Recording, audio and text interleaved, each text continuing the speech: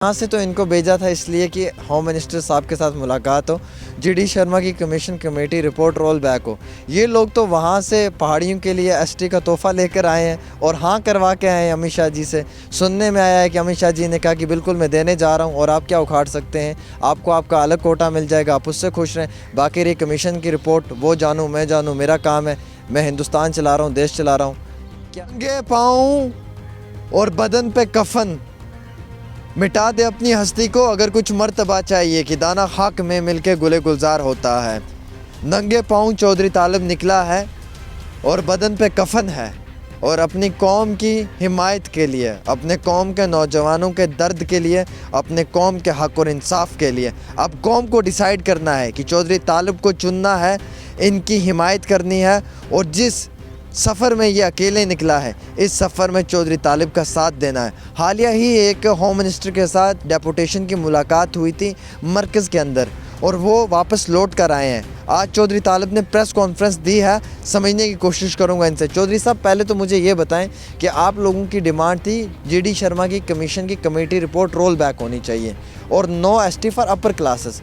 वो वहाँ से ये लेकर आए हैं पैगाम गुजर कौम के लिए कि 10% जो है वो अलग उनको रिजर्वेशन कोटा मिलेगा और पहाड़ियों को अलग रिजर्वेशन कोटा मिलेगा, सेपरेट होगा। तो वो कमीशन की कमेटी रोल रिपोर्ट बैक वो कहाँ गई? बहुत बहुत शुक्रिया आमिर साहब। बुनियादी बात ये है, आपने बड़ी सही मसला छेड़ा। मैं सबसे पहले एक चीज़ क्लियर कर देना चाहता हूँ कि मैं कोई अकेला नहीं निकला था, लेकिन मेरे साथ पूरी टीम के लोग, जॉइंट एक्शन कमेटी के लोग, और अल्हम्दुलिल्लाह बहुत अच्छे से लोगों ने सपोर्ट किया।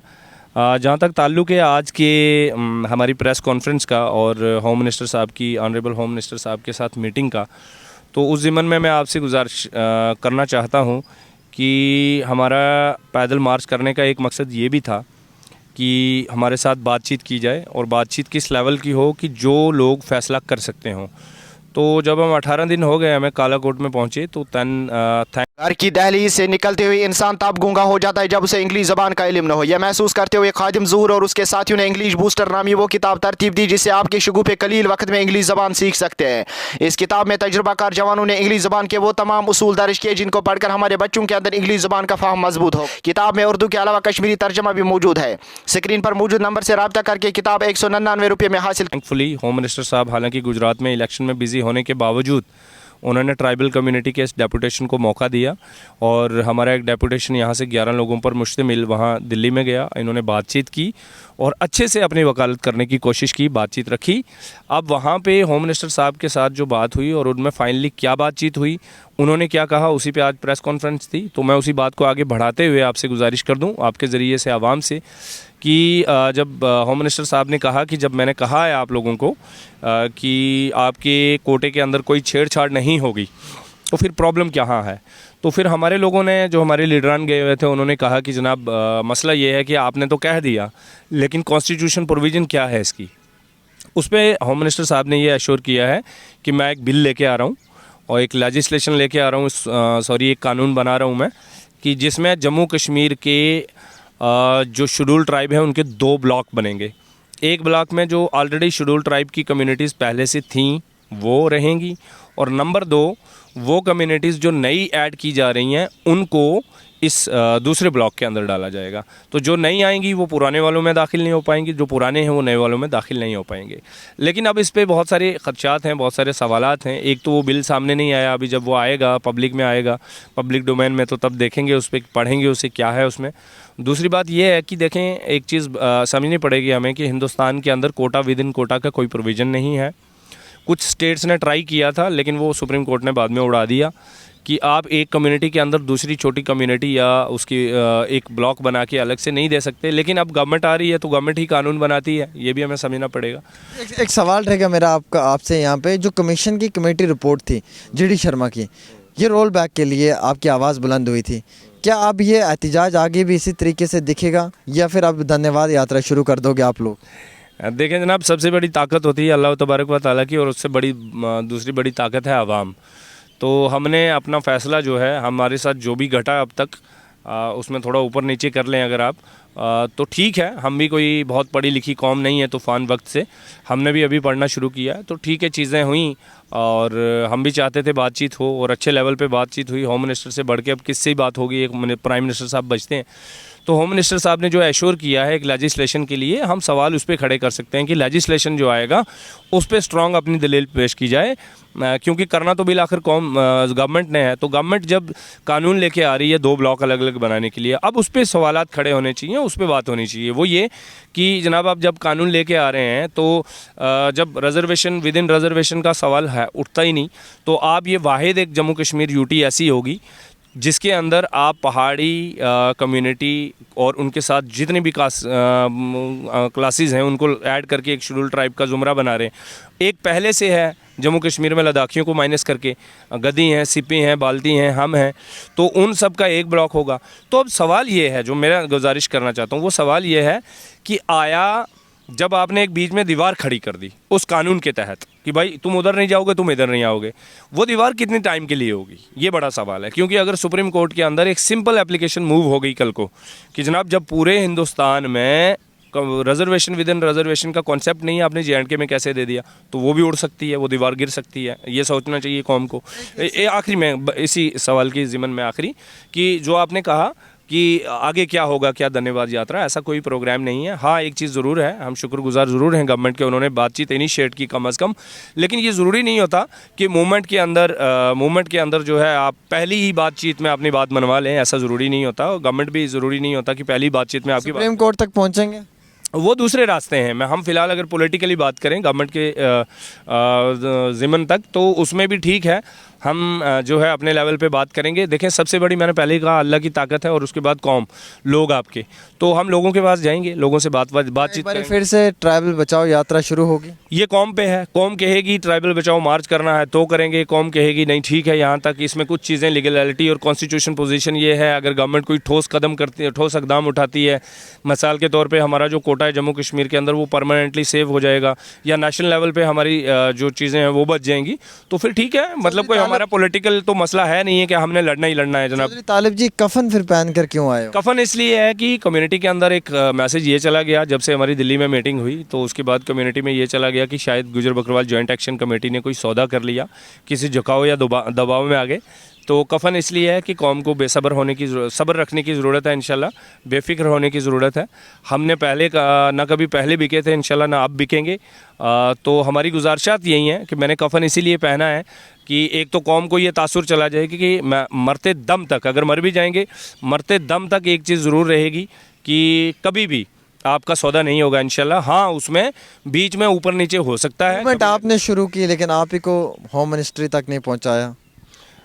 देखें आमिर भाई, ये बड़ा मैटर नहीं करता कौन मिल रहा है कौन नहीं मिल रहा। बस मेरे लिए सबसे इम्पोर्टेंट ये है कि मेरी कौम की बात अच्छे से प्रेजेंट हो जाए, और जब अच्छे से बात प्रेजेंट हो जाए तो वही इम्पोर्टेंट है। सबसे पहले कम्युनिटी है, कम्युनिटी के बाद कमेटी है, तो कमेटी ने जो फैसला किया मेरी सारा आंखों पे। आप सेटिस्फाइड हैं? जो लोग मिल कर आए, जो बातचीत हुई है, क्या आप इस सब चीज़ से सेटिस्फाइड हैं?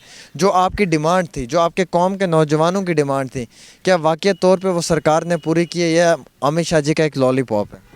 आमिर भाई, मेरे सेटिस्फाई होने से ना होने से फ़र्क नहीं पड़ता, फ़र्क पड़ता है कम्युनिटी के सेटिस्फाइड होने से। तो फ़िलहाल हम कम्युनिटी के जो रियल में स्टेक होल्डर्स हैं, मिसाल के तौर पे डिफरेंट पॉलिटिकल पार्टीज़ के अंदर लोग हैं, वो अब कौम की बात करते हैं या नहीं भी करते, उनसे मिलना है। यहाँ पे हमारे पास वकला हैं, वकील हजरात हैं, उनसे बात की जाएगी, स्टूडेंट्स हैं उनसे बात की जाएगी, अच्छा कम्युनिटी के लीडर्स हैं उनसे बात की जाएगी, फिर खुद कम्युनिटी है, चाहे वो पहाड़ पे बकरियां चराने वाला शख्स हो या बॉर्डर पे भैंस चराने वाला आदमी, उन सब से बात की जाएगी। फाइनली जो मोटे तौर पे जो चीज़ें लेके आगे बढ़ेगा वही हमारे लिए। नेक्स्ट क्या है? नेक्स्ट यही है, हम फिलहाल लोगों से पीपल कॉन्टैक्ट प्रोग्राम के ज़रिए लोगों से मिलने जा रहे हैं। जो पॉकेट्स रह गए थे, जहाँ पे हम पूरी स्टेट में 12 डिस्ट्रिक्ट्स को कवर करके आए पैदल मार्च के ज़रिए, बचे हुए डिस्ट्रिक्ट्स के अंदर हम इसी तरह से जो अपना प्रोग्राम्स है वहाँ लोगों से जाके बैठ के बात करेंगे, नोट करेंगे, लोगों की जो सजेशंस होंगे उनको भी नोट करेंगे, लोगों के खदशात को भी नोट करेंगे, गवर्नमेंट तक भी पहुँचाएंगे, और फर्दर स्ट्रैटजी जो है तय करने का हक लोगों को है, क्योंकि फाइट लास्ट सांस तक रहेगी। कफन का यही तो मतलब होता है, कफन का यही मतलब होता है। मैंने प्रेस कॉन्फ्रेंस में ये कफन ओढ़ा, और ये भी आपके चैनल के ज़रिए से मैं कह देता हूँ कि अगर कॉन्स्टिट्यूशन के अंदर रहते हुए खुदा न खास्ता अगर लड़ाई लड़ते लड़ते अगर मेरी जान भी निकल जाए तो आप मुझे उठा के मेरे जनाजे को कोकरनाग में दफना दीजिएगा। लेकिन हमारा ताल्लुक़ सिर्फ इतना है, हम चाहते हैं कि कम्युनिटी पूरी इन्वॉल्व हो। अगर कोई बीजेपी के अंदर ट्राइबल कम्युनिटी का शख्स है जो बात करता है, जैसे परवाज़ मैडम बात करती हैं या दूसरे लोग हैं वो भी बात करते होंगे अपने लेवल पे, नेशनल कॉन्फ्रेंस के अंदर कोई आदमी है, कांग्रेस के अंदर है, इनफैक्ट आरएसएस के अंदर भी है और हमारी बात करता है, लोगों की बात करता है, उन सबको एंगेज करने की ज़रूरत है। फिर मोटे तौर पर बैठ के, यहाँ पर मेरी अना का मसला नहीं है कि मैं बोलूँ मैं लीडर बन जाऊँ। अगर ये पॉलिटिकल मसला होता तो फिर हम गवर्नमेंट से टक्कर लेते। ये पॉलिटिकल मसला है ही नहीं, ये प्योरली कॉन्स्टिट्यूशनल मसला है। अब इसमें जब गवर्नमेंट ने कहा है हम कानून लेके आ रहे हैं, तो कानून जब लाया जाएगा। साहब एक सवाल रहेगा आपसे हमेशा मैंने ये सवाल पूछा और आपने हमेशा मुझे सवाल का जवाब नहीं दिया। आप लड़ाई लड़ रहे हैं, आपके साथ नौजवान चारे लड़ाई लड़ रहे हैं, हमारे पुराने कैबिनेट मंत्री भी रहे हुए हैं, एमएलएस भी रहे हुए हैं जिनको कई बार जिता कर भेजा है, उनके खिलाफ कभी आप कुछ बोल नहीं पाते हैं। हमेशा जब आपसे सवाल पूछा जाता है तो आप टाल मटोल करके बातों को घुमा, जैसे सर अभी आपने नीचे किया हुआ आप मुस्कुरा रहे हैं, ऐसे आप घुमा फिरा देते हैं, क्या वजह क्या है? देखें आमिर भाई, मसला ये है, मैं दरवाजे बंद नहीं करना चाहता और मैं कोई नहीं हूँ कौम के फैसले करने वाला। ये बहुत बड़ा काज है, तो बोल सकते। मैं अर्ज कर रहा हूँ, ये बहुत बड़ा काज है। हम कौन होते हैं दरवाजे बंद करने वाले? हम कौन होते हैं ये बोलने वाले कि हम 18 दिन पैदल चल लिए तो बस हम ही हम हैं, बाकी कोई नहीं है? ऐसा नहीं है। इनके सिवा भी अगर मैं ये पूछ लूँ आपसे कि क्या उन लोगों का फ़र्ज़, क्या उन लोगों की रिस्पॉन्सिबिलिटी नहीं थी कि देखें आमिर भाई, देखें एक लेजिस्लेचर जो है कमर साहब रजौरी के एक्स एमएलए हमारे साथ गए हुए थे डेपुटेशन में, उन्होंने बात रखी और बड़े सारे एक्स एमएलए हैं जो चाहते हैं बात करना, जो करते हैं बात करते हैं। उन्होंने हमें सपोर्ट भी किया पैदल मार्च में, कुछ है कि मैं नाम नहीं लेना चाहूँगा। बहुत सारे ऐसे हैं जो खामोश हैं। मुझे लगता है अगर हम इसी तरह से आगे बढ़ते रहे, वो भी ये वक्त आएगा, वो आएंगे। हम दरवाजे क्यों बंद कर दें? यहाँ से तो इनको भेजा था इसलिए कि होम मिनिस्टर साहब के साथ मुलाकात हो, जीडी शर्मा की commission committee report roll back हो। ये लोग तो वहाँ से पहाड़ियों के लिए एसटी का तोहफा लेकर आए हैं और हाँ करवा के आए हैं अमित शाह जी से। सुनने में आया है कि अमित शाह जी ने कहा कि बिल्कुल मैं देने जा रहा हूँ और आप क्या उखाड़ सकते हैं, आपको आपका अलग कोटा मिल जाएगा, आप उससे खुश रहें। बाकी रही कमीशन की रिपोर्ट, वो जानूँ मैं जानूँ, मेरा काम है, मैं हिंदुस्तान चला रहा हूँ, देश चला रहा हूँ, क्या है? ये ठीक बोल रहे हैं आप। ऐसी इस तरह की कोई बात मेरे जहन में तो नहीं आई, ना कमेटी ने मुझे बताई, ना मैंने कहीं से सुनी। लेकिन अगर ऐसा कुछ हुआ भी है तो वो वक्त के बादशाह हैं, इतने बड़े मुल्क को चला रहे हैं, उनका हक बनता है, वो उनके पास पावर भी है। हमारा इतना ही टारगेट है कि हमारी जो बातें हैं, हमारी जो मांगें थी, उन मांगों को आगे लेके जाया जाए और हमने जो सामने प्रेजेंट की वो आपके सामने पिक्चर पेश की।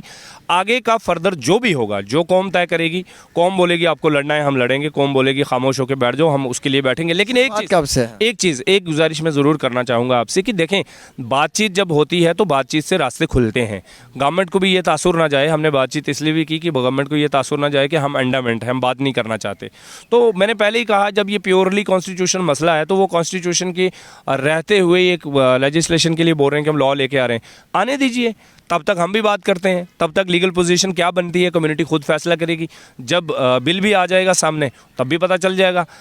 गोजरी में कहावत है कि ना चोर मुआ ना रात कटी। हम भी यही हैं, लोग भी यही हैं, इंशाल्लाह कौम भी यही है। तय करना है कम्युनिटी को, जैसे कम्युनिटी तय करेगी हम वैसे रिएक्ट करेंगे इंशाल्लाह। बहुत शुक्रिया। फ़िलहाल तालिब साहब कफन ओढ़ कर नंगे पाँव अपनी कौम के नौजवानों की हक की लड़ाई लड़ रहे हैं, लेकिन अफसोस है, मुझे दुख है कि हमारे गुज्जर लीडर खामोश बैठे हुए हैं, जिन्हें कई बार कैबिनेट मंत्री बनाया, एमएलए बनाया, कई बार उन लोगों को जिता कर सामने लाया, वो लोग बोल नहीं पा रहे हैं।